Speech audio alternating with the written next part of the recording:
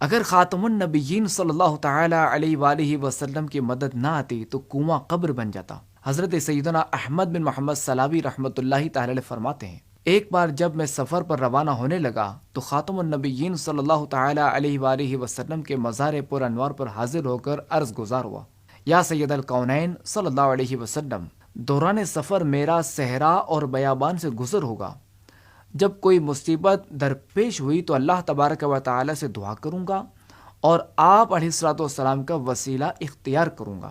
شیخین کریمین حضرات سیدینا ابو بکر و عمر رضی اللہ تعالی عنہما کی خدمت میں حاضر ہو کر اسی طرح عرض کی، پھر میں وہاں سے روانہ ہوا۔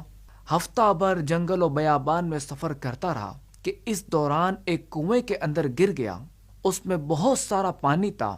چاشت سے لے کر عصر کے بعد تک کنویں میں غوطے کھاتا رہا۔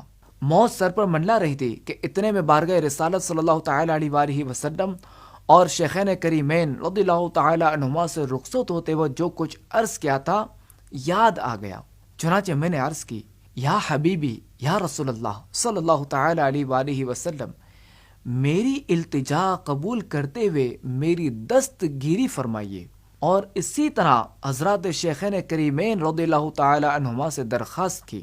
دیکھتے ہی دیکھتے کسی نے مجھے کنویں کی تہ سے اٹھا کر منڈیر پر بٹھا دیا۔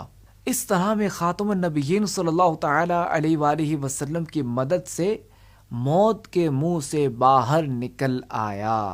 فریاد امتی جو کرے حال زار میں،